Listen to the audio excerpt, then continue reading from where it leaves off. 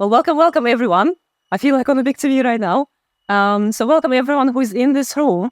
I am so pleased to welcome you here. And thanks everyone who is joining us online.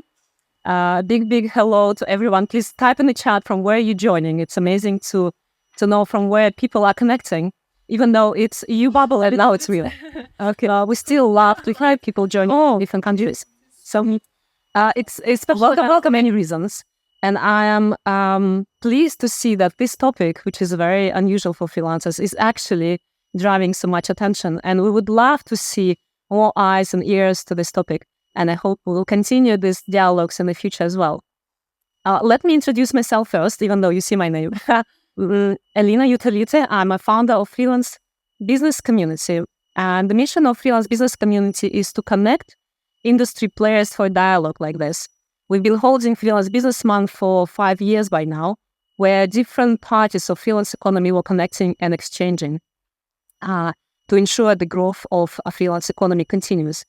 And the policy domain is one of these important sectors which are absolutely important for the growth of a freelance economy.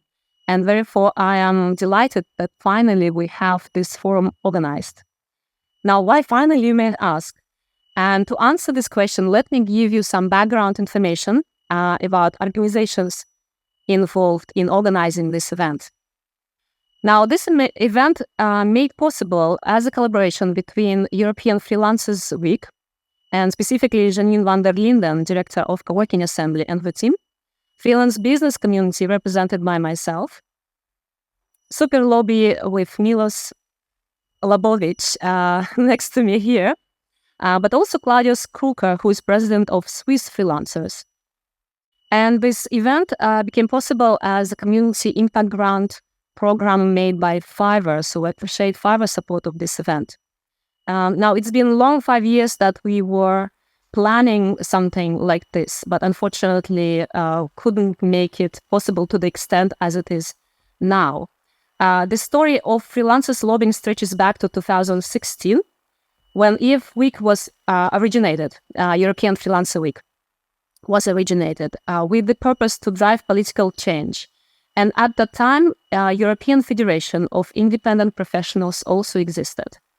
But unfortunately, EFIP ceased to exist, and therefore was no other organization that would take this role to look after freelancers' interest in a policy-making domain. And it was difficult to get people engaged on this subject.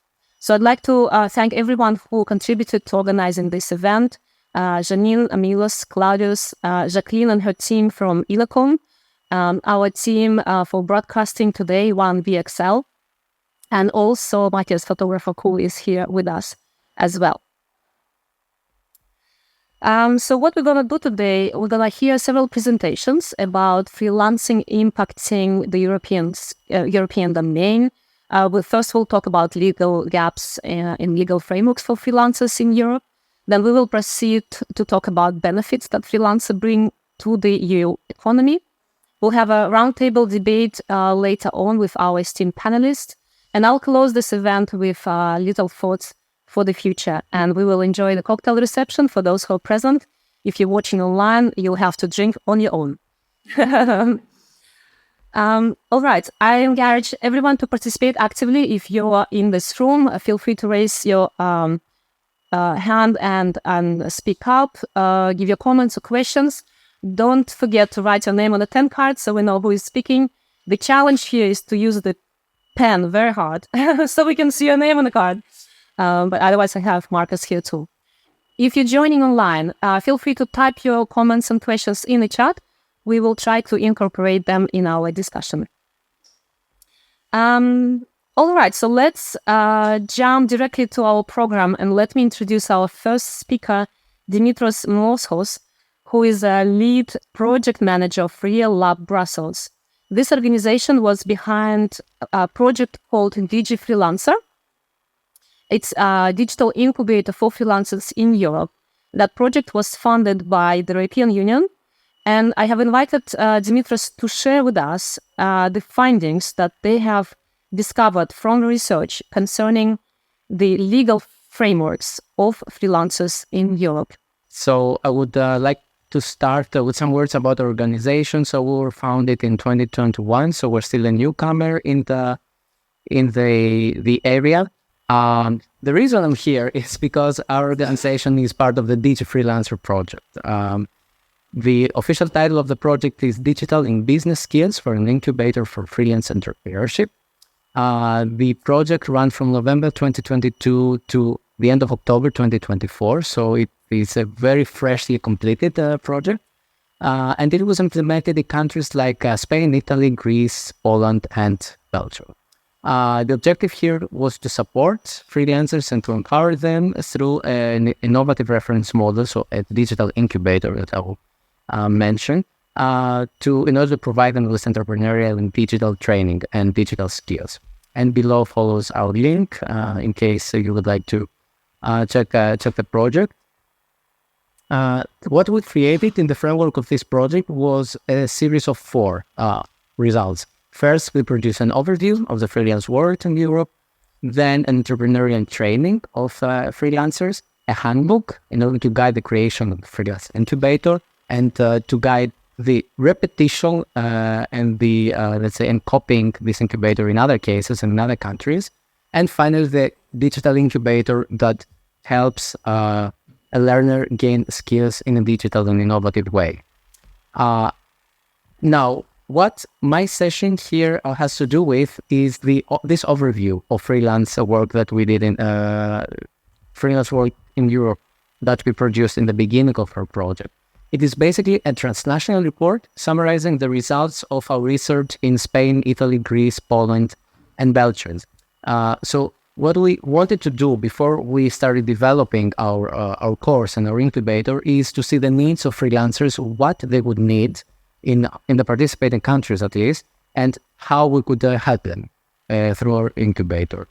So we produced this transnational report that identifies the sector, identifies freelancers in the countries, gives an overview of their needs, and also summarizes the health of the sector. When we go to identity, in our report, we went through demographics, legal background, including taxation, resources and tools available, and also training programs. In my presentation, I would like to focus on legal background, but if you would like, you can access this transnational report and also check the other information included there. So diving into the legal background, what we would like to do there, and what we did in the end, is to analyze the legal and tax conditions for freelancers in Europe. And there, we come to the first block.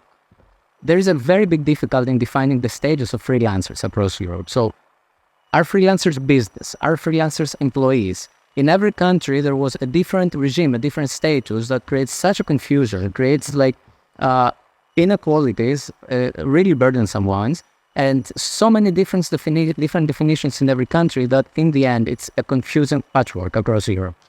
So, absolutely. And in the next slides, we will go through only the countries that are represented in the project, so Belgium, Italy, Spain, Greece, and Poland. But I guess in all the other member states, it's equally confusing.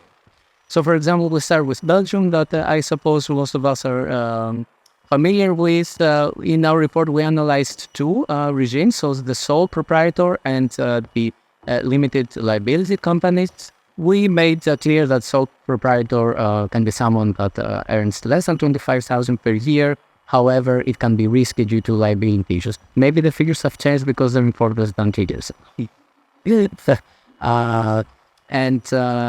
What we were suggesting back then is that the best type of stages for a freelancer is the limited liability company, because it separates the liability from the person and the business, and there can also be better taxation rates. However, it comes with some deal of bureaucracy, registrations, notary attestations, and also from the Belgian side, we highlighted the mandatory health insurance that is common in countries, but with the addition of the health insurance funds, so the mutualité de risque funds. That is something different that Belgium does. Moving on to Greece. So for someone to be a freelancer in Greece, our report highlighted that you need to be registered and receive a license, a business license. You pay taxes in advance, so it can range from 18% for low earners to 45% for those invoicing more than 100,000 per month. And there can be a 50% tax reduction for digital nomads during the first 7 years of their activity. And people can choose between public or private insurance, and of course, social insurance needs to be paid. So along the lines of what is normal in Europe. Poland also has an interesting background. So the most common type there is sole proprietorship. Freelancers in the countries face quite big difficulties because there is no option for public, that's a type for public health insurance, and people need to resort to private alternatives. That creates additional payments, that creates additional costs. Plus, they need to pay for their accountants, for their social insurance. So it's quite difficult for freelancers. So what freelancers in Poland do is to work 25% of their time as private employees and 75% as freelancers. So to at least cover some part from a private work. Moving on to Spain, their freelancers need to register as self-employed persons at a local mercantile registry. They need to create an individual employment contract for every assignment that they do. The tax rate is progressive, and they need to charge, if I'm not mistaken, 21% value added. And Italy is, I would say, one of the most interesting examples that we analyze, because it has the highest concentration of freelancers in Europe. And then the legal basically perspective is quite interesting, because to define the freelance work, we have different terms. So we have the self-employed professional workers as terminology, self-employed worker in general, and occasional worker. So those are different terminologies that Italy uses. To define freelancers, they take into consideration two aspects. So the nature of the service provided and the requirements to be able to exercise and to give those services. I will go to the requirements right now. For example, you need to be registered at an official registry of the profession, the Algo Profesionale, which is the case for doctors, journalists, and architects. But there are some other professions, like translators, that don't have this strict register. Yes, also. So there's no strict registration background, and the requirements are defined by the associations of the profession. So already here we see some diverging patterns in the freelance sector. And when it comes to occasional self-employment, for a freelancer to be occasionally freelancer, they need to work for a single employer, a single client, less than 30 days per year, and invoice up to have a turnover of up to 5,000 per year. So we see that in Italy, as in other countries, the legislation is quite outdated. It really breaks up and fragments the freelance sector and bars people from working, or creates barriers. Public health insurance can be possible, but it's practically impossible. So private insurance is necessary in practice. And because the sickness and accident protection for freelancers is minimal through the public. So I would like to go to the conclusions, but we can also discuss on that a bit further. So we see that across Europe, in our report, we found that there's a really big multitude of statuses, of regimes, of definitions for freelancers, which really creates barriers for professional development and transparency. So this multitude fragmentation creates barriers for people to access the professions, to develop their professional life. And we were really recommending beginning to harmonize the state requirements for freelancers. And this is why we're really happy that this policy forum takes place to showcase our findings and to maybe make a first step towards starting such a harmonization process. In case there are some questions, I would love to discuss. Thank you very much. Yeah, thank you very much. Very interesting project indeed, and I will have a closer look at it. Just a question about the countries. What was the reason behind choosing these pipe entries you had? Are they different from each other in this respect? So the main reason that those countries were selected is that in the project consortium, so the project was awarded to a group of organizations, and we had organizations from Spain, Italy, Belgium, Greece, and Poland. So only from those countries. So we could offer research and we could offer deep insights into our own countries and not across Europe.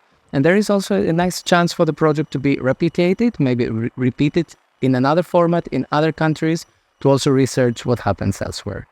So the reason was very practical. Thank you very much. All right. Thank you, Dimitras, so much for this wonderful summary. As we could see, indeed, legal frameworks are different from country to country, and there is a lot we can learn from making it easier and better for freelancers. Now, moving forward, I'd like to invite Glenn Hodgson to the stage. He is joining virtually all the way from Stockholm, and he will talk about benefits that freelancers bring to European economy. Now, Glenn is founder and secretary general of Freelance Movement, the man behind almost 13,000 signatures of the petition against the platform directive that was widely discussed recently. It was very successful. So Glenn, we welcome you on this stage, please. Even if we take the European Commission's figures at the moment, 43 million is the conservative estimate that they have in terms of the number of freelancers within the European Union in 2025. And there's probably more than that. And it's something that's growing exponentially in terms of the number of individuals and, of course, the number of sectors that are involved here as well. And it's, we hear a lot often in the media that it's just ride hailing and food delivery. But the future of work is so much broader than that. Freelancing covers everything from lawyers, medical, healthcare, but also technology professionals, all the way through to artists and musicians. And I think the sort of the breadth and also depth of the future of work, the number of sectors, the number of individuals involved, is something that's important for stakeholders to bear in mind and to think about when we're looking at the sort of policy, but also the economic impact as well, particularly because we see more and more that people want to have more flexibility, they want to have more choice, the more ability to choose when, where, and how they earn money. And this is something that's a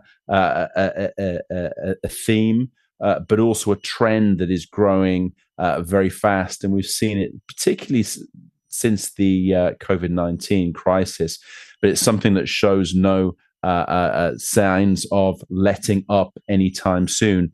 And also the fact that we're seeing the sort of the rise of fractional roles is something that's becoming more and more common in the labor market. And also this move away from the 9 to 5 as well, this kind of traditional way of looking things, certainly with its roots back in the Industrial Revolution of 8 hours work, 8 hours rest, and 8 hours sleep, is something that hasn't been challenged. But of course, the work styles and lifestyles are actually adapting, and therefore this is something that's being demanded more and more by individuals, but also companies and organizations as well, who want more flexibility, they want more efficiencies, they want to be able to utilize the technology and the tools that's available to be able to benefit them and to be able to create some positive outcomes. And this is looking more on a project basis, looking for individuals with skills who can actually be utilized on very specific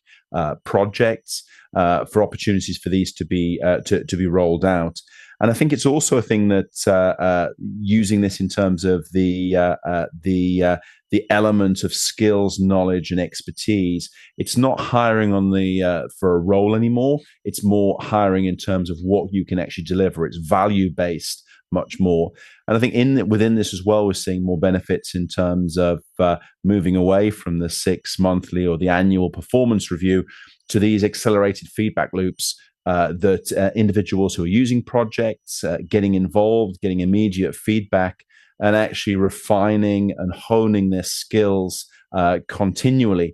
And these enhanced skills can actually be utilized for other partners on new projects. So this is something that benefits the economy as well as the individual themselves in terms of continuous learning, but also the companies and organizations that they are actually partnering with. And I think at the same time as well, we're looking at this element of individuals and freelancers being much more aware of branding themselves, branding their knowledge and skills that they actually have, but also this idea of constant lifelong learning, which is ingrained into the kind of entrepreneurial spirit of the freelance community, which benefits companies, organizations on the projects they're involved with, whereas the full-time employees are maybe not getting as much training, or they're not focusing as much of their time on these things, and don't have this kind of mindset, which is always in beta, which is something that's looked at more and more. And I think it's also this element of we're seeing now in the freelance world, the need for skilled individuals. And when it comes to platforms, using technology, but also personal relationships, to have platforms who can much more filter out individuals. We're seeing the kind of the move away from the kind of the Upwork Fiverr model, where there's a lot of rubbish on the channels, on the platforms, and this idea of sifting through, filtering out, is something which needs to be done more and more. And the platforms that can do that, find the quality, and with the skills and expertise that can be producing value instantly for partners and customers, something we're seeing increasingly being utilized, whether it's talent clouds, whether it's elastic teams, but these kind of curated knowledge bases is something that is growing all the time. And also I think it's the need we're seeing for sort of companies and individuals to be more and more in sync with the technologies that exist. Freelancers are getting better at that because they realize they need to be able to hone and continually upgrade and update their skills to be able to have value for the market. And also the realization that flexible and remote, despite the ups and downs and the roller coasters we may see, is something that's desired by individuals. Having this choice and flexibility is something that's important. We're seeing it sort of growing all the time. And I think being able to sort of adapt to be able to find the best talent, because there is a very much a skills shortage here in the European Union, particularly in key sectors. So to be able to harness and access the rights and top talent, we need to be able to adapt to the needs of the individuals themselves. And I think linked to this as well is also the idea of total talent management that we have at the moment as well. So it's not just looking at sort of one specific field in this space. It's much more about sort of this adaptation to this reality and the organizational success. And the companies really who are able to attract, optimize, and retain all employed and also non-employed talent types are the ones who get this creative advantage in their market, particularly as this skills shortage I was alluding to is something that is increasing. And getting this right approach to total talent management will improve organizations' ability to respond to wider business strategies as well. But of course, this will require HR, which is traditionally tasked with hiring full-time employees, and also procurement, which is typically focused on hiring contingent talent, departments that need to be integrated and less siloed, while employer branding for freelance talent and us individually needs to focus on the full spectrum of talent, not just permanent staff as well. Therefore, the leadership styles will be required to change as a result as well. And the kind of the traditional hierarchical top-down approach, which is associated with individuals at the top of a pyramid, giving orders to layers of subordinates. This is being replaced, we see more and more over time, by a flatter, more networked matrix structure as well. And we're also seeing that sort of successful businesses across Europe are capitalizing on the technology and embracing more flexible talent structures to navigate the evolving landscape of work, and also leveraging the benefits that technology offers. And I think in parallel, we're also seeing workers are opting more for flexibility and choice over their working lives and their work styles, while really reaping the benefits of the new technology-driven solutions. And this reality should be facilitated by the legal framework in Europe as well. And I think that sort of the gathering today is a first step along those kind of lines, because we've got the platform work directive, and of course implementation will start soon and continue over the next couple of years. But this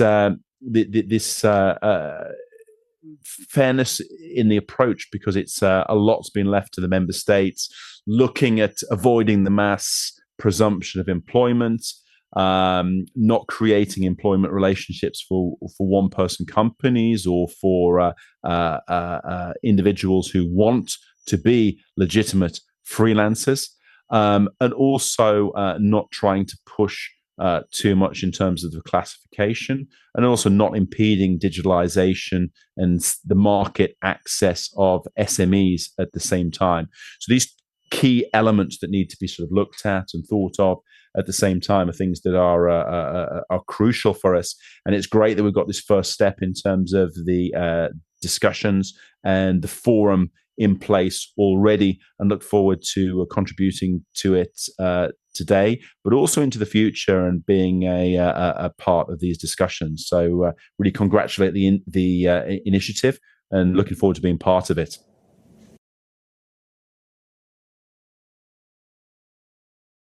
We can move slowly to the second part of this inspiring session.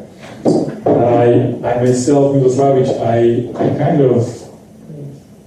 I'm not sure how I got involved into this. I'm very trying to get involved in this, but I myself, I normally do public affairs. I lived in Brussels for a long time, and then I decided to do a bit of a side gig, moderating some boutique consulting, and immediately I got into the world of freelancing, because you have to, and the plethora of problems that you have by starting your own business with taxes and these kind of things was amazing. And then Dina, she showed up, and also Claudius, and they told me, hey, we want to start a new freelance association or a forum.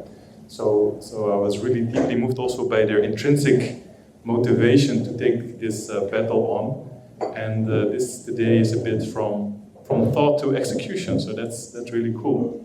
So right now we're going to do a round table with a couple of people that are involved in policy making in their own respective ways. And my first panelist, Mira Maria Danisman, is head of the EU office of the Federation of Finnish Enterprises. But not only that, you're also the spokesperson at the European Economic and Social Committee for the category crafts and family businesses. Now, I always like to know first, before we delve into the substance of the matter, especially when we're going to talk about taxes and definitions, first to hear who are you and who is Mira Maria Danisman? And most of us that end up in Brussels have a story of how you got here in Brussels. So maybe it's nice to know your story. How did you end up here in Brussels? Thank you so much, Milos, and thank you for having me here. It's a very interesting discussion already for me as well. I'm a Finnish person in Brussels. I've been here now for around 10 years. I'm representing the small and medium-sized enterprises of Finland. So I work for a business association here in Brussels. I'm in charge of the EU operations that we have here. I come from the very east part of Finland, so very close to the Russian border as well.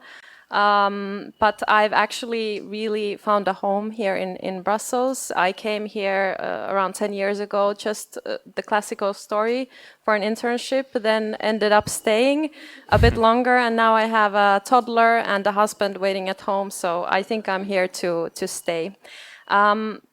Indeed, you mentioned that I'm also in the European Economic and Social Committee.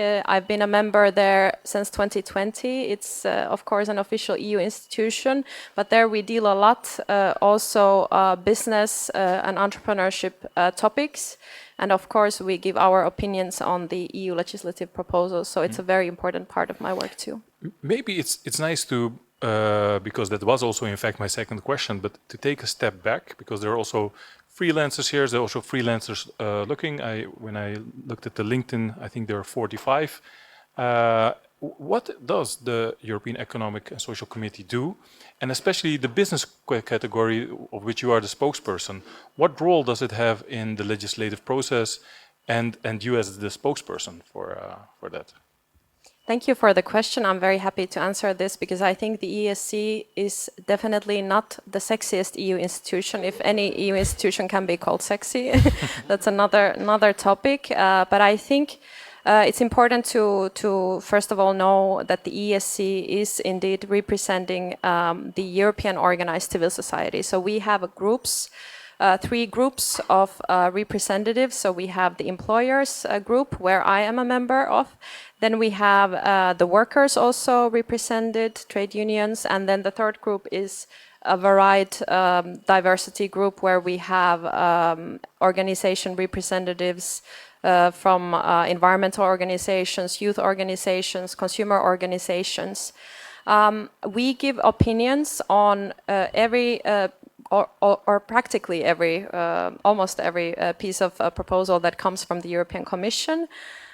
So we give our opinions, we draft them a bit similar way that the European Parliament does their reports. So we are also very well organized, and we give the view of the European organized civil society, including the view of business organizations. Basically, it is then up to the EU legislators to decide whether they want to take our recommendations on board. We have also a category that was mentioned, the micro, small and medium-sized enterprise category, where we discuss different issues related to entrepreneurship and SMEs. We are meeting a couple of times, 3-4 times a year, and we are not as such a body within the committee that writes opinions, but we have very interesting debates in that body, and maybe one day also we will have a discussion about freelance policy. Yeah, hopefully. And maybe now that we know what you do and your position in the policy process, what were some of your biggest policy battles of the last von der Leyen mandate, of the last commissions? Like, what were the reports that you produced? And well, let's not wait for the follow-up question.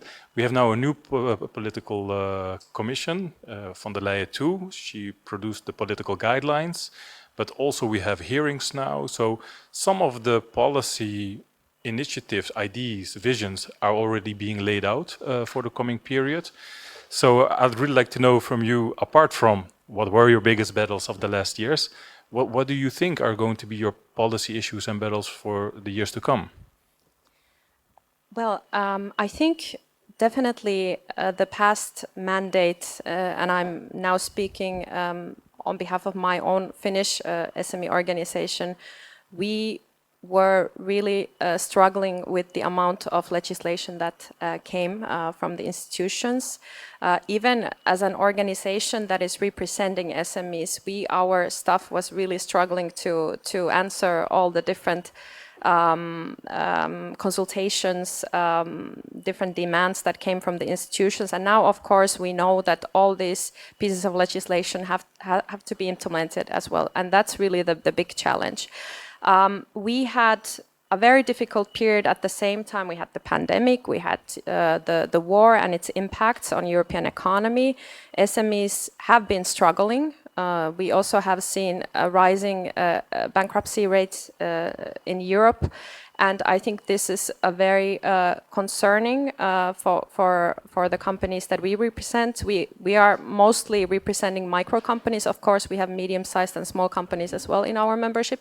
But I think really the micro companies, those who employ less than 10 people, also self-employed, can be freelancers as well, are struggling at the moment. One of the key battles that we have had, and it's still not over, is actually the one that concerns late payments. So whether companies get their payments in time from both their business partners, but also from public administrations. We have in Europe a framework rule, it's called the Late Payment Directive, which sets the framework for Europe on in which time you need to receive a payment in public from public authorities or in business-to-business relationships.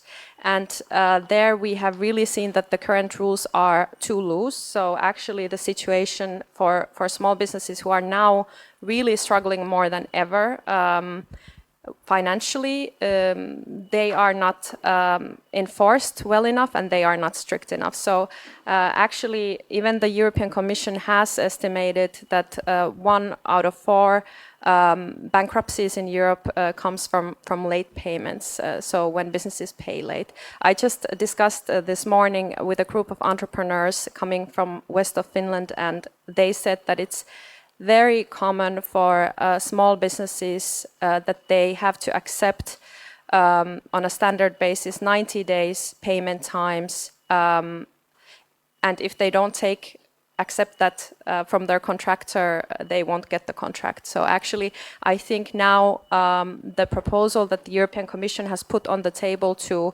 actually have a stricter framework would be indeed helping the situation. I know it's not a very easy question because there are different interests involved in this. But this is something that we hope that could be also finalized during this mandate. Clear. And we just had a presentation from Dimitrios, which was very enlightening. Did you hear a lot of things which resonated also with your other hat from the Finnish enterprises, the struggles to define what is an SME or a freelancer? Also that you were triggered and asked him like, hey, it was almost an invitation like come to Finland and solve also do the study there. But tell me, what's the situation in Finland, and is it problematic, or is it maybe a best practice? Well, I have to say that I cannot say whether it's a best practice because I'm not well enough aware of the different practices that we have in different member states. But I have to say that in Finland, the situation is rather clear.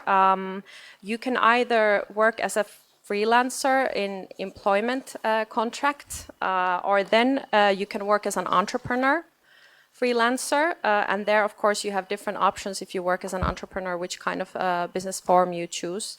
Then we have a new type of, let's say, a trendy way of being a freelancer. It's called a light entrepreneur. This is a direct translation from the Finnish language, which is kind of you are basically buying services from a company who does all this administrative hurdle that comes with entrepreneurship.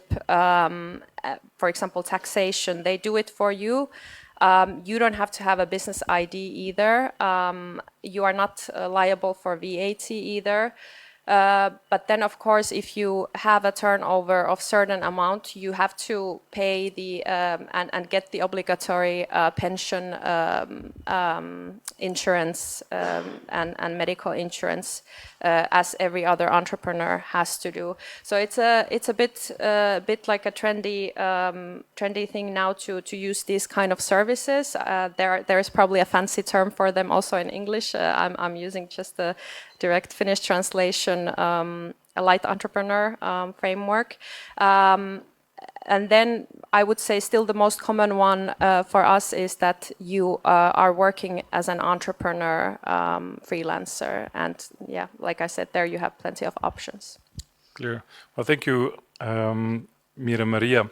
I have one question which I will ask you also later on, and that is also how can we make sure that freelancers are also taken on board also at the European Economic and Social Committee?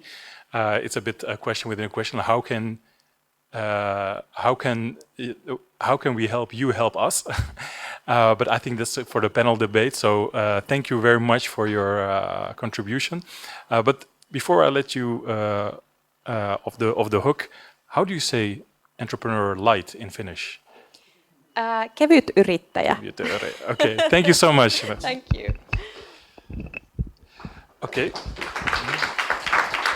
So our next panelist is Stefan Moritz, Secretary General from the European Entrepreneurs, CA PME. And Stefan, I think you have the mic, and I hope that it functions. If not, maybe Mira Maria can give you hers. Perfect. Works, yeah. Hey, and let's start with the same icebreaker. Unless it's exactly the same story as that of Mira Maria. But what brought you to Brussels, and how did you get here, and how did you get stuck here? And of course, who is? That's a good question. Yeah, Stefan Moritz. I got stuck here. Yeah, that's it's the right expression. No, I used to live in Italy, where I founded a company in 1999.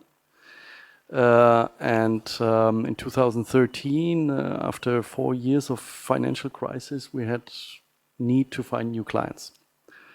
And I turned to Brussels because I also knew some people here.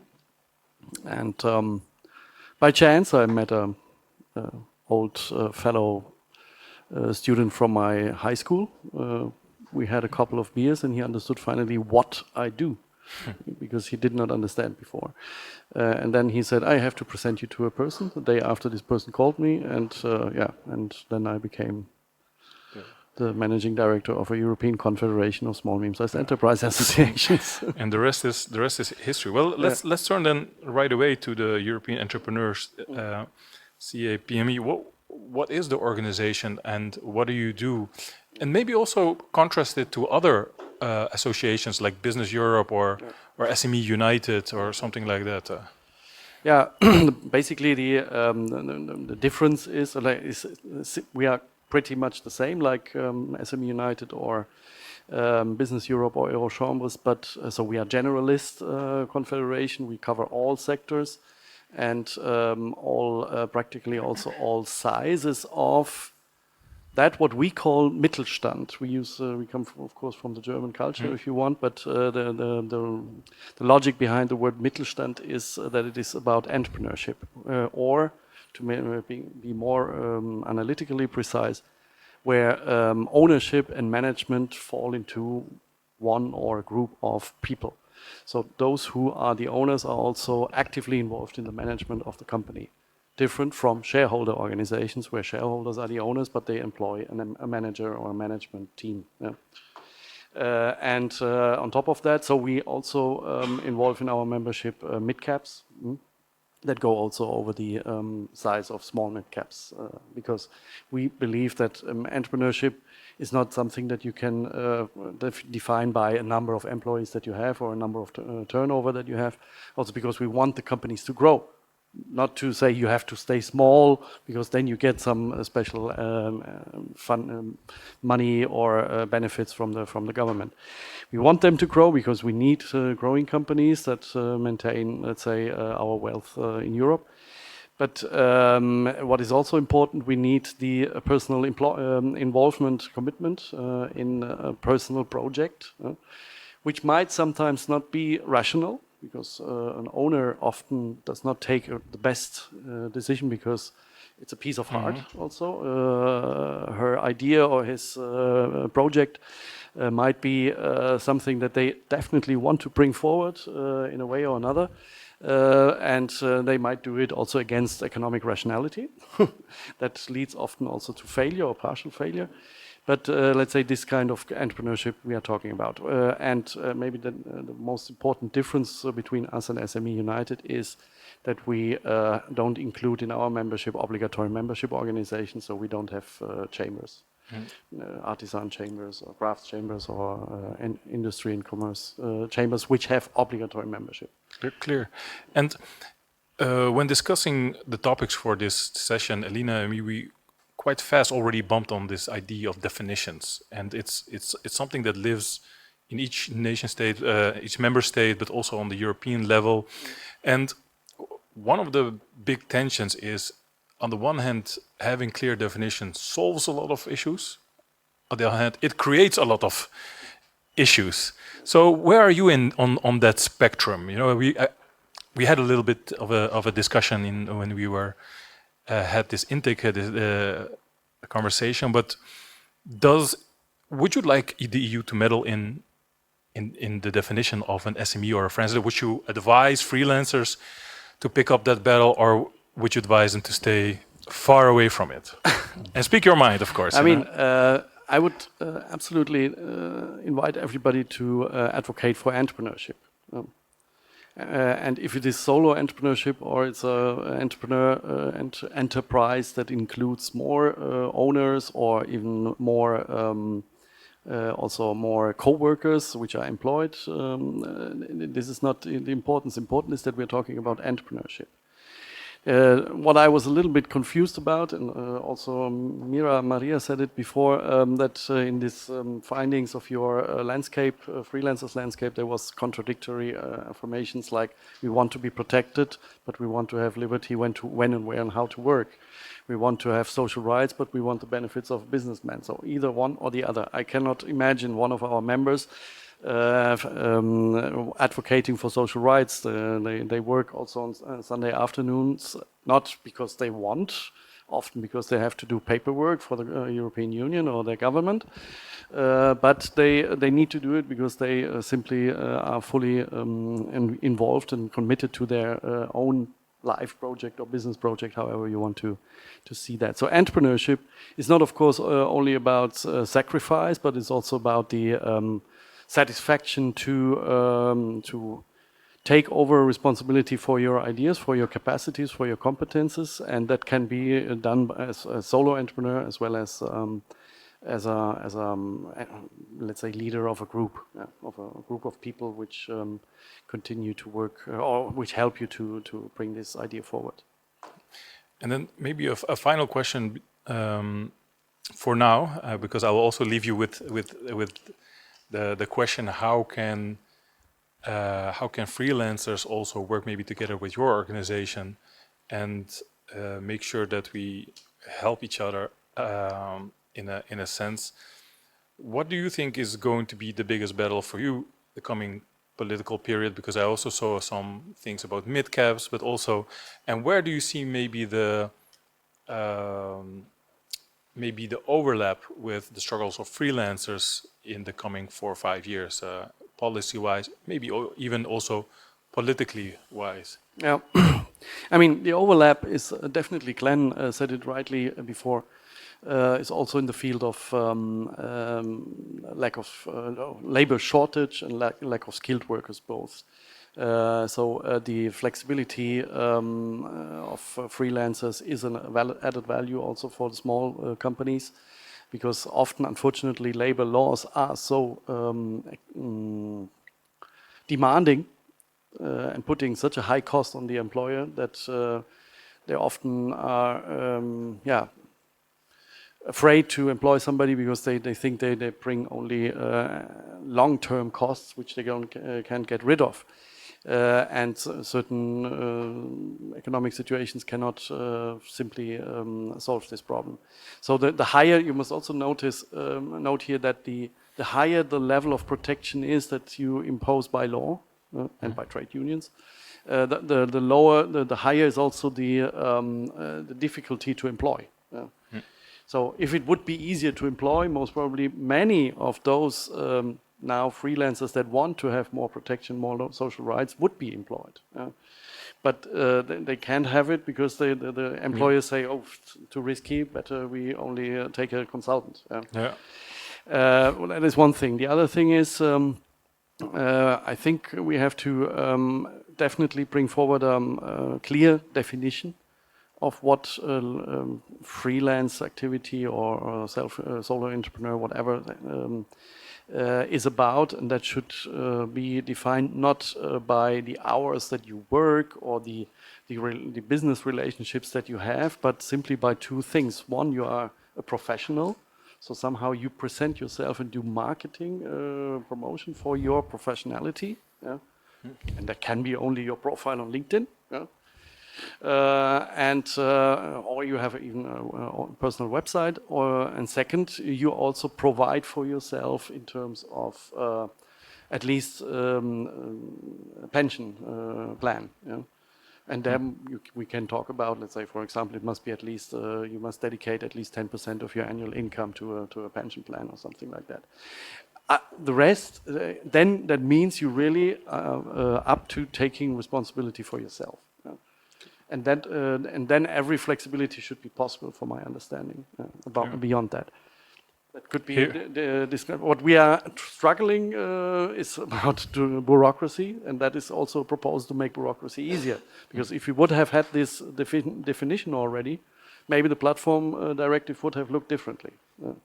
Because there is people indeed which are not wanting to be a professional, which would like to be employed. But we impose them, let's say, very complex rules of also what on the companies in managing this kind of relationships, which we would not need if we had a clear definition of what is freelance and what is not. Here. Especially like your proposal that not definitions or laws should dictate, but the spirit, of the endeavor of a person should do it. So thanks a lot, Stefan, and we will get back to you on the question of how can we work together more as freelancers. And I'd like to turn now to Menno.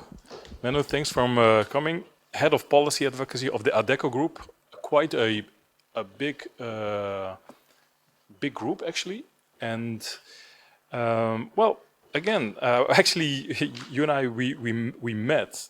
Maybe one of your first days or like a long time ago, and you were not even employed. I think you were looking for a job back then, and now you're employing people as a group, and here we are again. But maybe it's good for the other people to know. So, what's your background and how did you get here?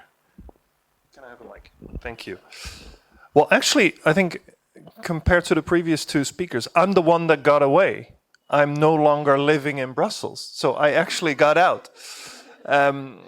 No, so indeed, about 11 years ago, I think, I came to Brussels looking for a job. I had a job elsewhere, and that ended, and I really wanted to stay connected to this, to the world of international politics. And so I thought, where better to go than to Brussels? And so I came here, met up with a ton of people, including Milos, indeed. Joined a small consultancy, then joined an employers confederation, the Employers Confederation for the HR services industry, the World Employment Confederation. And from there, I joined one of its members, which is the Adecco Group, and that's about 8.5 years ago. At that point, I also moved away from Brussels. I moved to Zurich. Post-COVID, realized, wait a second, if we can all work remotely, then I might as well do the same job, but then from a very different location again. So I'm now back in my home country in the Netherlands. I live in Breda, which is about a good hour by train from Brussels. So that's how I got here.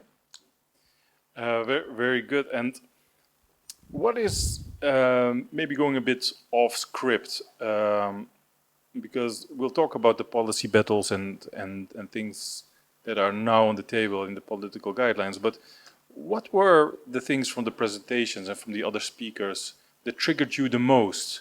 And I know that when we had the Zoom call before, that you also had like really strong opinions also about definitions and the problems that they cause, but also what they're trying to solve.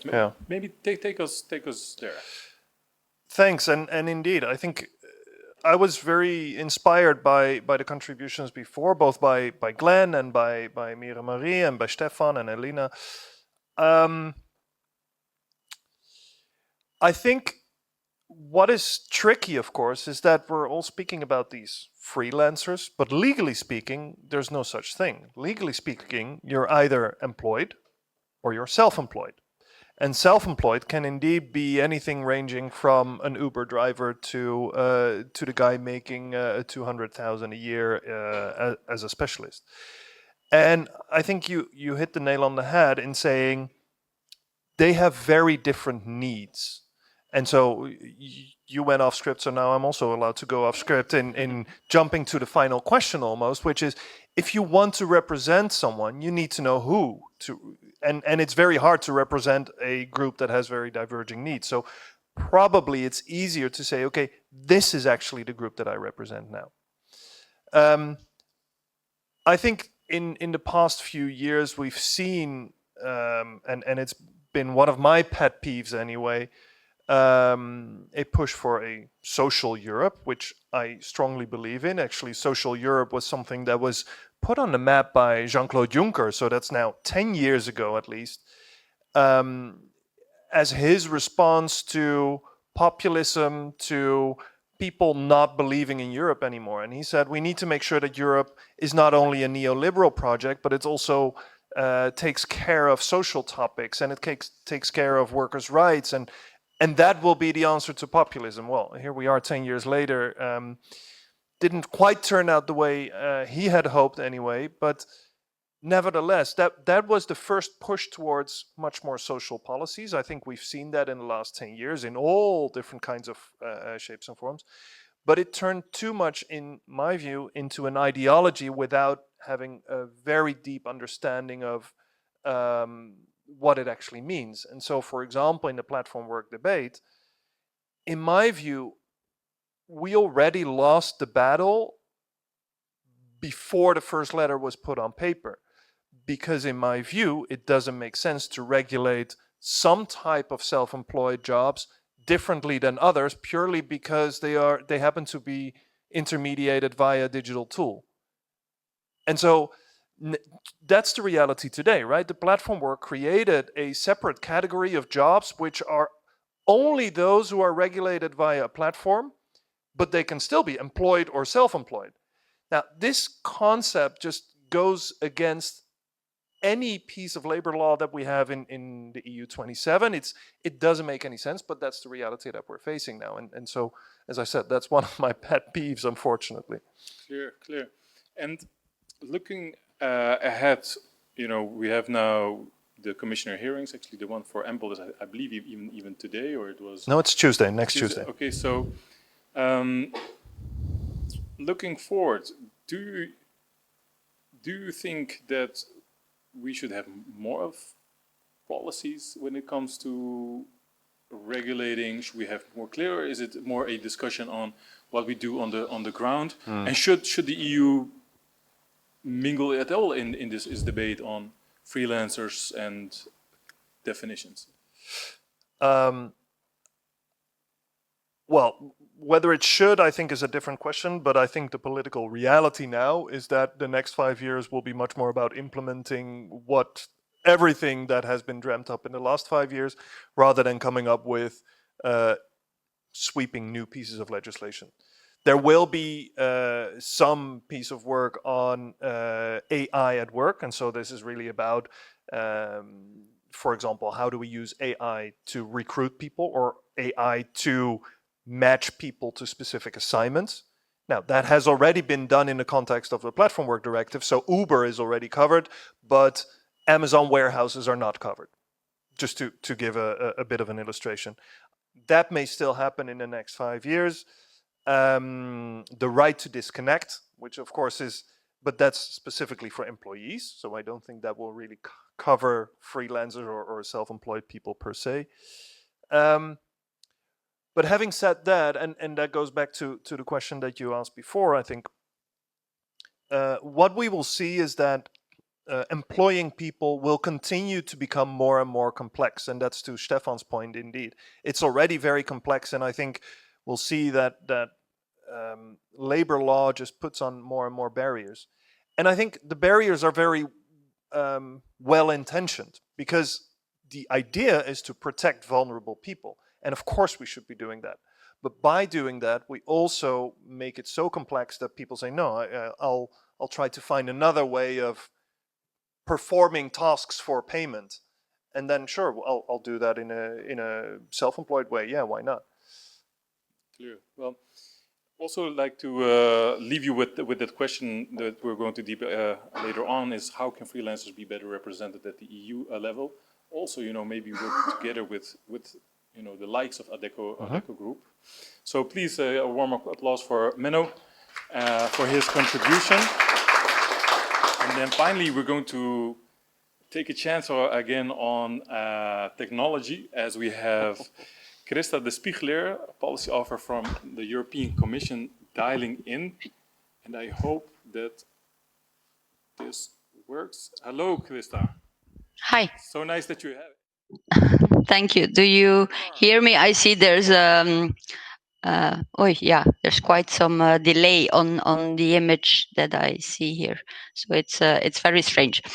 No, thank you. It works fine, I think. I don't see you guys now, which makes it a little bit odd.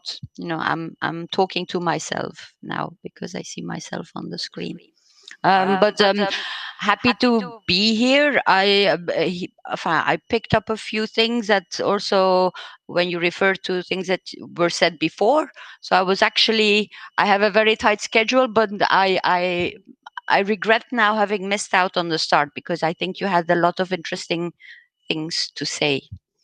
To try to say something, even though it has a delay. So what? I hope you can hear me. Be assured, you have the full attention of 25 people. So don't be afraid that nobody is listening. So that is going well. Tell us. I asked the people what were the biggest policy issues of the last years, and there is a common thread. When we hear about the platform directive, but also the issues about the definitions. And at the same time, there is a bigger, almost ideological debate going on of how can you make sure that people are free to work, really get the most out of their own ambitions and their freedom to choose the lifestyle that they want, and at the same time protect them and make sure that we have a level playing field in Europe. Now, I know that you're not from DG Ample, so I'll not go too deep into the social side of things, but what policies can we expect maybe from the Commission in order to at least, make sure that the competitiveness side of SMEs and freelancers is safeguarded in the future? Well, I mean, what you are saying there, this situation of being able to work when you want and from where you want, and having payment and support and protection. I mean, it sounds almost too good to be true, huh? Like you would want the best of both worlds, let's say. What can be expected? I think in the political guidelines, it was brought up already by the other panelists, so that we a lot of acts and legal texts have been put out during the last few years, and now indeed it will be time to implement them. A lot of them are still in the pipeline, so are still in co-decision, in trilogues, what have you. So there is still a lot, on the preparation, let's say, not from our side, but what is clear from the guidelines and what we are also, I mean, I work in DG Grow. I've always worked in DG Grow for over 20 years now. I work in a unit that has as a title SME. We have a better regulation team.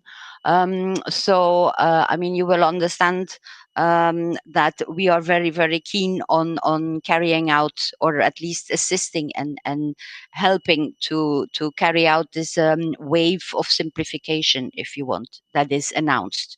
We hope that we will be allowed to do this and to carry out this simplification, because we realize that this is necessary, and we also, everyone has to realize that what comes out of the Commission is not always, what becomes the end product.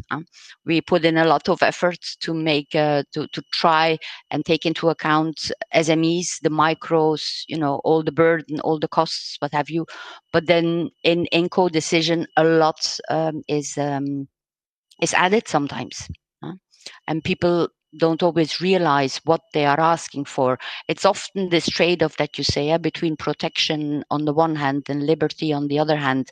The liberty of the one stops, where the protection of the other starts. That's in many situations that is the case. So also in laws, I think in the legal framework that we present. I saved one question for all the panelists, but I know that you're also time pressed. So I'm going to begin by asking this question to you, and then I'll give the floor to the other panelists before we round up. Today we are here together to, make the first baby steps towards representing freelancers better at the European Union level. Now I can imagine as a policy officer, being in there is a whole continent, of interests, individuals, freelancers, and the Commission, of course, has limited capacity. So, on the one hand, it's good that there are, business associations like from our panelists. At the same time, the very nature of freelancers is that they're individuals often, and they're not. It's not in the DNA to make big associations. How would you advise us to take it away from here? Like, how would the Commission appreciate us tapping into the whole policy process, and how do we go about it? Because we also don't want to send, what was it? Somebody said 40 million freelancers towards your desk. What are the finesses in order to tap into that without knowing also that we are also a bit, in our own baby steps? No, I would say use the channels that are available. So there's the public consultations. Have your say. Send policy. Send position papers whenever you can. Be vocal towards the members of parliament. I mean, Mira Maria brought up the late payment regulation. I helped writing that, and I can assure you that it's a big struggle in Parliament. Parliament was okay, and now in the Council we are struggling very, very much to get this protection for protection. To get SMEs to be paid on time. I mean, this is nothing more than logic and then fair. It is the closest and an entirely paperless way to access to finance. If you get what you are due on time, you can pay your own bills, and you don't need to get an additional credit. So I would say, pass on your message to all the institutions, to your national politicians, to the European politicians, to put you via position papers when there are public consultations. Participate in SME panels. You might not like the name then SME panel, but still, I mean, if you are many enough, if there are enough of you, let's say, I'm not saying that you should bring them all to Brussels, but I mean, digitally there is a way. So if you are, be sure you are loud enough so everyone can hear you. Thank you so much, Christa, and a big warm applause also to you from all the people here, and thanks for representing the Commission at this event. Then finally, I I'd like to have some closing remarks from our panelists, because I know what happens when you are the one standing between the crowd and the drinks. I would like to ask you for some closing remarks, and then I'll give the floor to Elina to close actually our first European forum. Let me go from that side to that side. Stefan, I asked you, like, what would you advise us as, well, I wouldn't even call us an association, but more a herd or a band of like-minded people that want to get their point across at the EU institutions. What would you advise us, not only towards the institutions, but maybe even towards you yourself and your organization? How can we work together? Yeah, I think you should anyway kind of try to achieve a form of organization, even if it's the lightest possible that you can ever imagine. I don't know, something where you take in some offers every year from those who want to engage. Because let's say an organization is always a good thing to have when you want to let's say bring in your voice, or let's say the voice of a certain part of the society. And in that, I'm absolutely happy to help you as much as possible, also with contacts all over the continent. Then, of course, we are European entrepreneurs, CAPME. It's, let's say the CAPME is a side word we have to use. We don't want to use it, but European entrepreneurs is the main point. So with all those who consider their own lives in an entrepreneurial way, as part of the three creative classes in the society. So the artists, the researchers, and the entrepreneurs.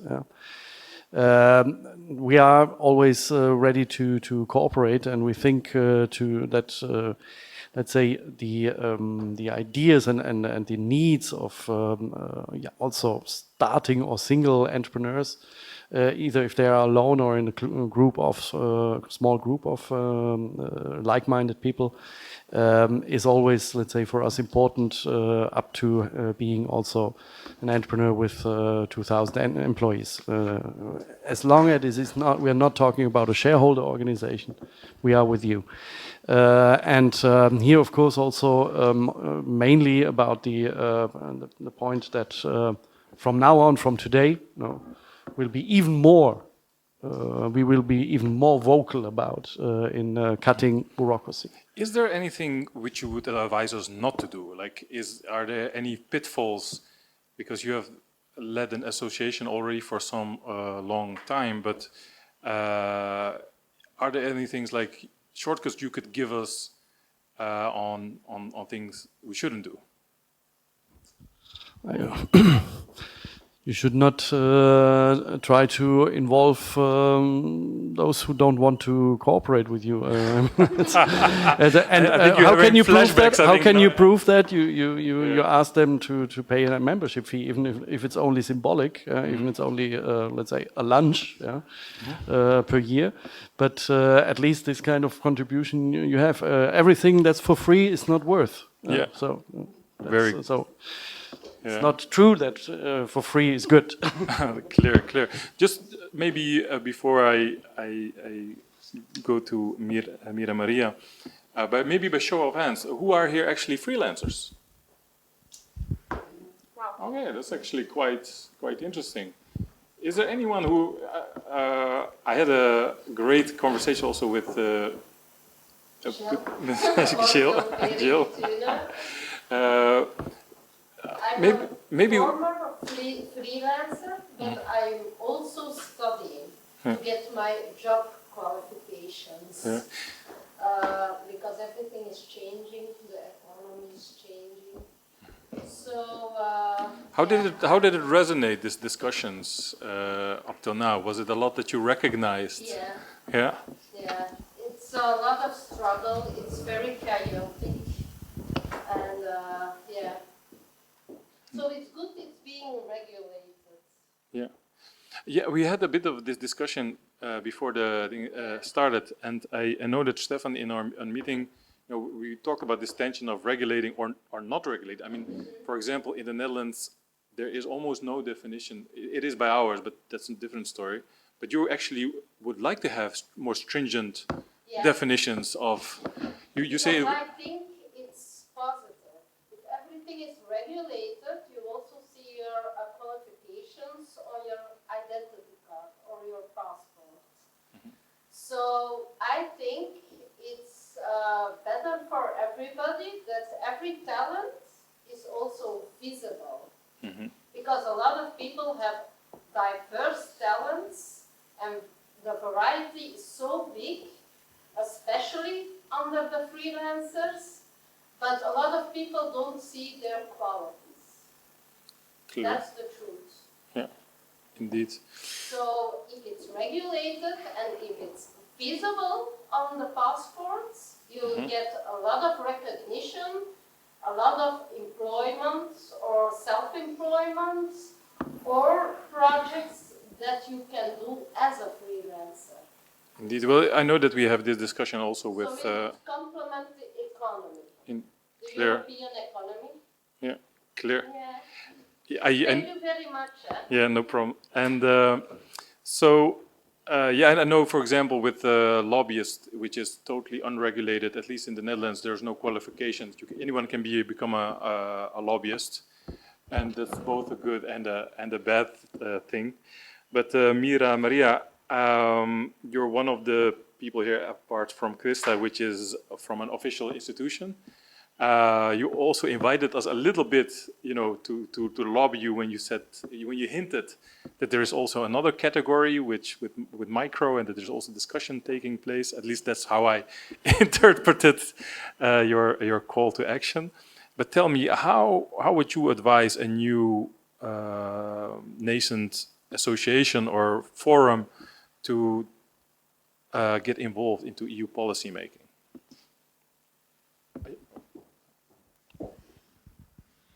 Thank you. I've been making a lot of notes, as I tend to when the discussion is very interesting. I also heard a lot of very relevant remarks from the colleagues in this panel. I think, well, first of all, I would say that this nationally for us, the topic of self-employed, solo entrepreneurs, freelancers, is really crucial for us, because actually we have been losing during the couple of years employer companies, and we see a trend where we have more self-employed solo entrepreneurs who actually, and I think this was also mentioned earlier, they tend to prefer to work in networks. So they actually use the talent and the skills of their colleagues as well when they do business in this network type of environments. So I think that's something that we nationally are already paying a lot of attention to.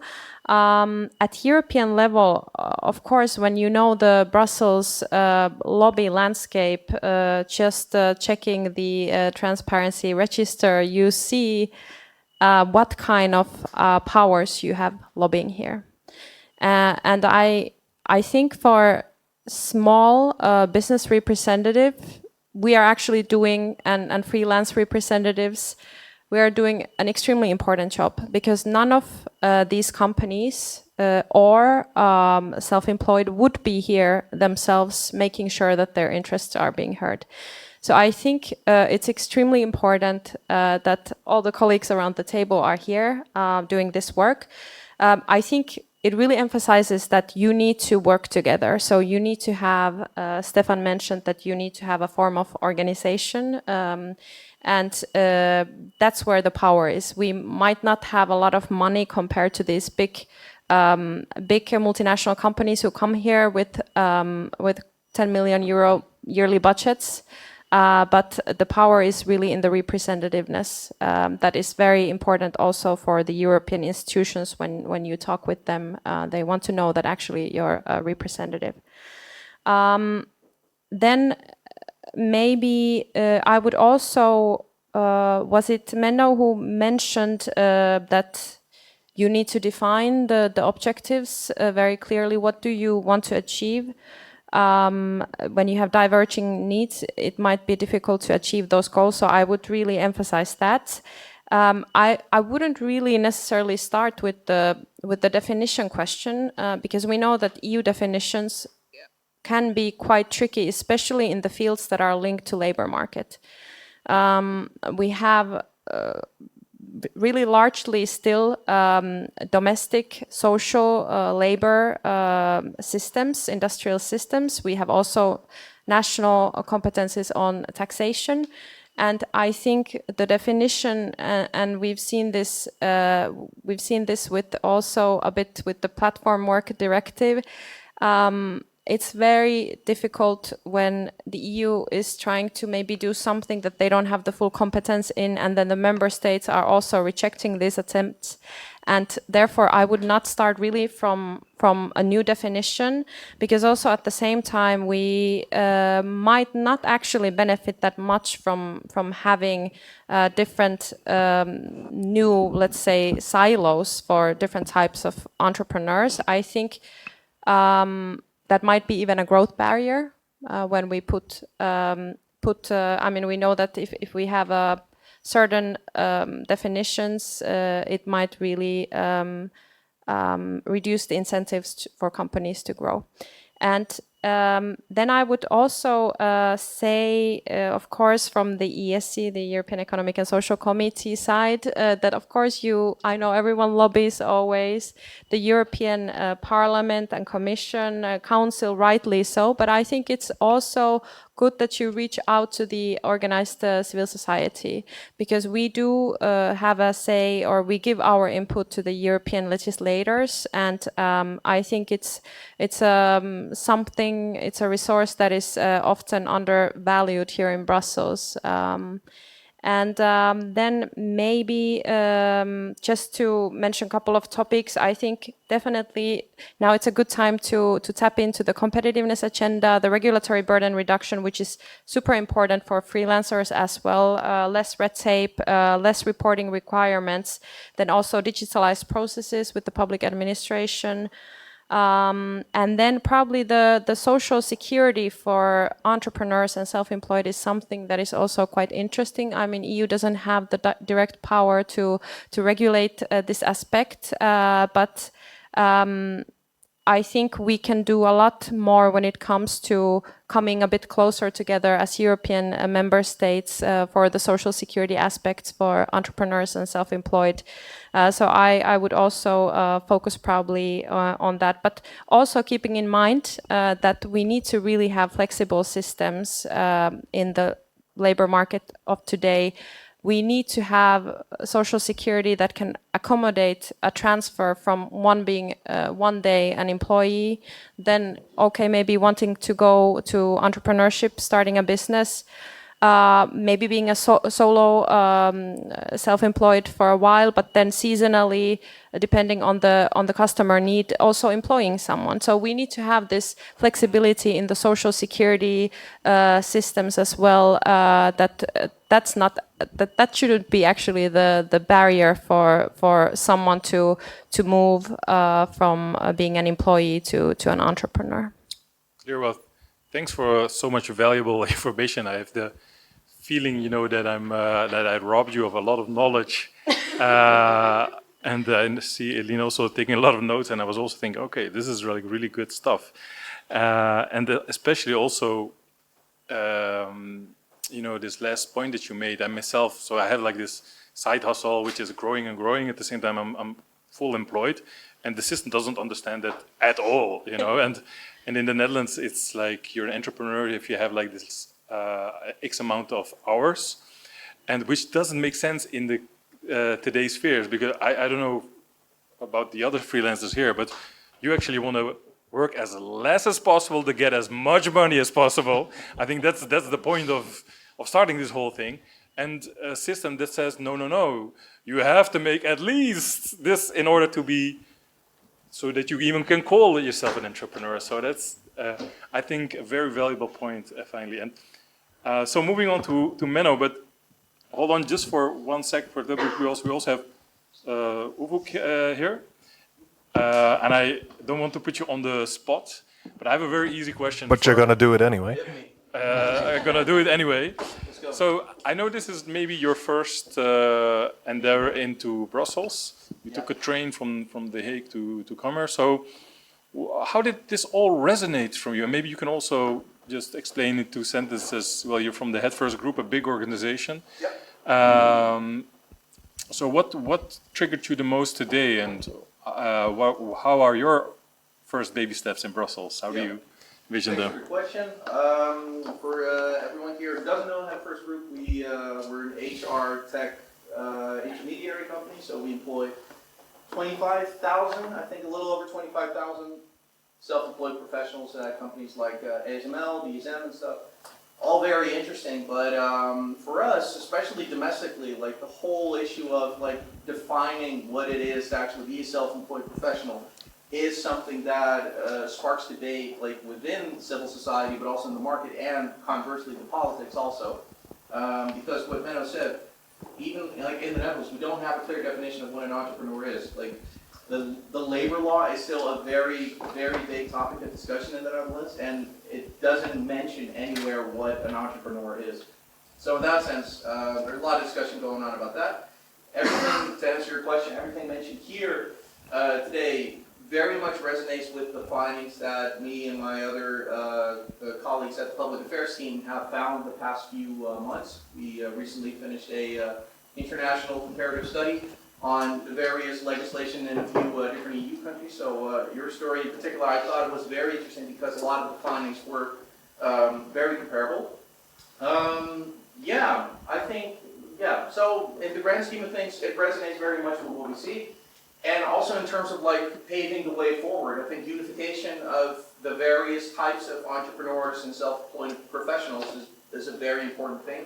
I mean, in the Netherlands, I shouldn't have to explain you, Milos, like you know it, like no other, but that we tend to unify a lot of different groups in society, so we have a very good overall representation of the different constituencies and different types of professions, people, interests, etc. in the political climate. So I'm all for that. Like if we can replicate that in the broader EU, so much the better. So I think that's a very good step forward, and for for everything else, yay cooperation. Thanks. Yay. Very good.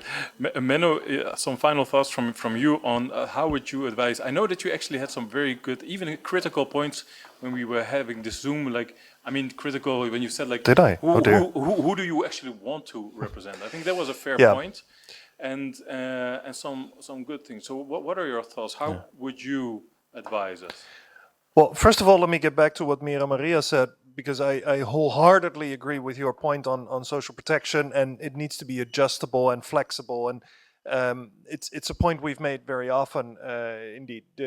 There is no linear career anymore, and therefore social protection needs to be much more modular and needs to... and I think when we speak about freelancers, it's not necessarily about organizing comprehensive social protection for all, but it's more about organizing access to social protection so that the true entrepreneurs can buy in what kind of social protection they think they need and fits their situation. Now, coming to your question, Milos, I actually, maybe to provide a bit of a contrast with your point of view, on the one hand, yes, of course, you need to broaden your scope as much as possible, but you cannot represent everyone. And so I would actually say, find your niche, right? Make sure that you understand who you want to represent. And indeed, fully agreed with the point made already several times, which then build some kind of organizational structure to that. It needs to involve probably some memberships, or whether those memberships are either individuals or national membership organizations, right? Or whichever structure you figure out, but you need to have a way to claim, this is who I represent, X million freelancers. You cannot just say, I speak on behalf of all freelancers, because nobody's going to believe you. But then once you do that, don't go at it alone, but indeed try to find your allies. I think you've had some allies around the table. An organization like World Employment Confederation is definitely also an ally on an issue-by-issue basis, right? I think one of the problems that freelancers face and have faced, and we saw that notably in the platform work discussion, is you've actually been a victim of the abuse of the self-employment status almost by those who may not genuinely be solo entrepreneurs, but by bogus bogus self-employed people, or the other way of saying that is hidden employment. And so I think in a way it might be smart for the true freelancers to show that you're different than that, to show that no, we actually are the real solo entrepreneurs. We will not be, we have no problem with a presumption of employment for certain categories of workers, because it will not hit us, and actually it will clean up the market. And so by making sure that you can only claim that when you actually know who you represent and that it doesn't affect your members, so to say. Thank you, Menno, again, also for your valuable insights. And I think I'm going to ask everybody for a warm applause for all our panelists, because in a way it has been quite a journey. I think we got together maybe even a bit longer than a year ago, and it's true what you say. You cannot just say that you're representing freelancers. At the same time, we had this band of people that were intrinsically motivated to push the interests of freelancers on the forefront, and I think we will remember this first meeting and you guys being our very first panelists that were, dare I say, crazy enough to get to jump on board on this vehicle or train. Well, Alina, I promised you the final thoughts and the final words, so I'm. But before I jump into my final words, I'd like to hear from you guys. Would you like to add anything? I know there are some bright minds here in the room that is already in the subject for a while. Steven, yeah, I thought you would say something. Do I wait for the mic?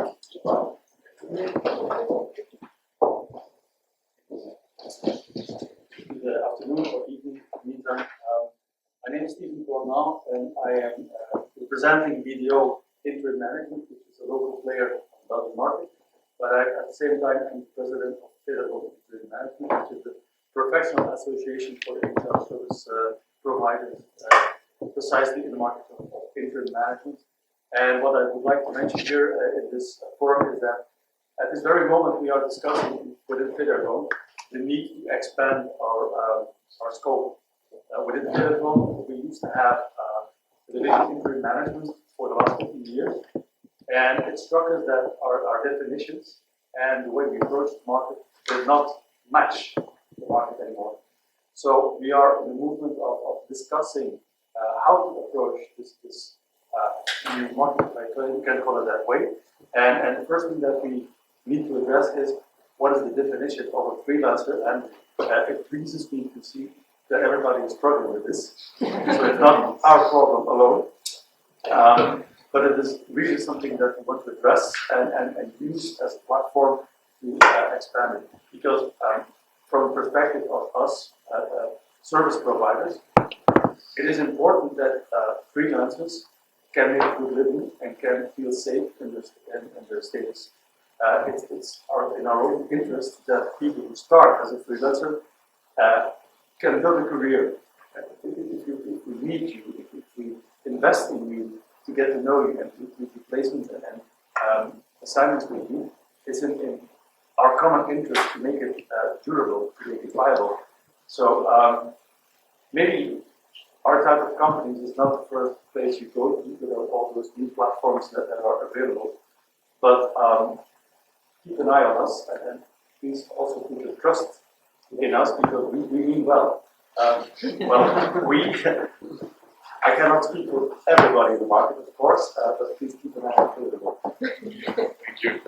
All right. I'm Lode. I'm representing Extra Expertise. We are starting community here in Belgium. And I like to give you some inspiration based on the personas that Alina sketched in the beginning, which might help from my experience with freelancers. I used to be a freelancer myself.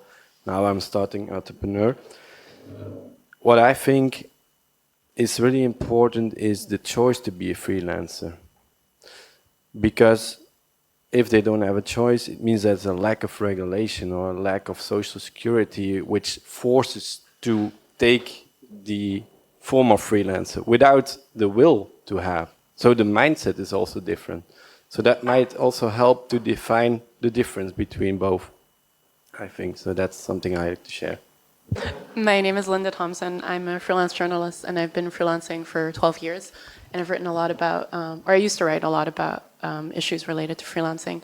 So I have a question for you guys. I'm just curious what you want to achieve with this forum and how you're going to make sure that you represent freelancers and that you represent the issues that are important to them. All right, thanks a lot for this question. I'm going to park it till the end because that's what I'm going to say as a closing. Want to give a floor to any remarks or observations at this point, if anyone else would like to? In that case, it's almost like you hired her to ask. Yes, exactly. Good. You're just reading my thoughts. All right, if we can put some slides up, we'll answer Linda's questions. Well, eventually my question, which is already answered, I believe at this point, should we have such an organization? Is it yes or no? Yeah, okay, fantastic, all right. What I wanted to show you is an extract from one of the recent reports, which says that 75% of freelancers don't think that policies set the right framework conditions. That's been done by Freelancer Map, and that's exactly what they have stated in their report. And from that point, I realized that I'm not alone. I'm not the only one who wants to do something about it. I see there are lots and lots of people, despite the notion that freelancers are not interested in policy so much, they do remark that there is a problem to be solved. So therefore, if we advocate for freelancers in the union, then these are the things we can do. And I'm clicking here, but not there. First of all, we would like to be called by name, right? We would like to feel we're associated somehow with the policies that's being produced. We would like to share our voice one way or another, and here we heard actually many ways we can do that, which is fantastic. We would like to be recognized for the value that we bring. We discussed the economical benefits today and how we solve issues related to society at the moment. I think we deserve the recognition for that effort. Next to that, we would like to be counted well. As we know, statistics are a rather challenging factor. Take in Belgium, for example, according to the recent research, Freelancer Focus, which says it's actually very difficult to count freelancers unless we look into specific codes to define, and then it's still not 100% clear.